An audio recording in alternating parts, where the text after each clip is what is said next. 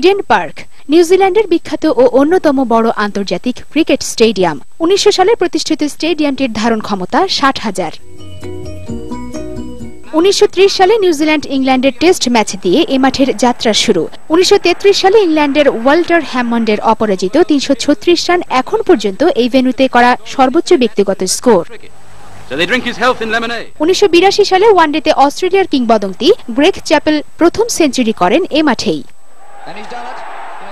2007 সালে ওয়ানডেতে অস্ট্রেলিয়ার বিপক্ষে নিউজিল্যান্ডের করা 350 রান এখন পর্যন্ত এ মাঠের সর্বোচ্চ দলীয় স্কোর।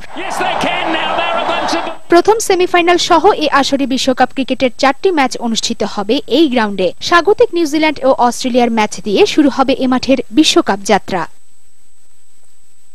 অস্ট্রেলিয়ার পার্থে অবস্থিত ওয়াকা গ্রাউন্ড স্টেডিয়াম 1890 সালে প্রতিষ্ঠিত স্টেডিয়ামের ধারণ ক্ষমতা 24,500। 1970 সালে সর্বপ্রথম টেস্ট ও 1980 সাল থেকে ওয়ানডে ম্যাচ অনুষ্ঠিত হয়ে আসছে এই গ্রাউন্ডে। ওয়াকার পিচ একদিকে যেমন পেস ও বাউন্সার উপযোগী, অন্যদিকে দ্রুত গতিতে রান সংগ্রহের জন্য সহায়ক।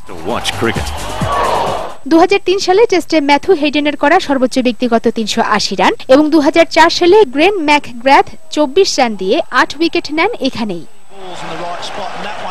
2007 সালে অস্ট্রেলিয়ার করা 343 রান এখন পর্যন্ত এ মাঠের সর্বোচ্চ দলীয় স্কোর। বিশ্বকাপের 3টি ম্যাচ অনুষ্ঠিত হবে এই গ্রাউন্ডে। ভারত ও সংযুক্ত আরব আমিরাতের ম্যাচ দিয়ে শুরু হবে এ মাঠের বিশ্বকাপ যাত্রা। শেখ শায়লা, মোহনা, স্পোর্টস ডেস্ক।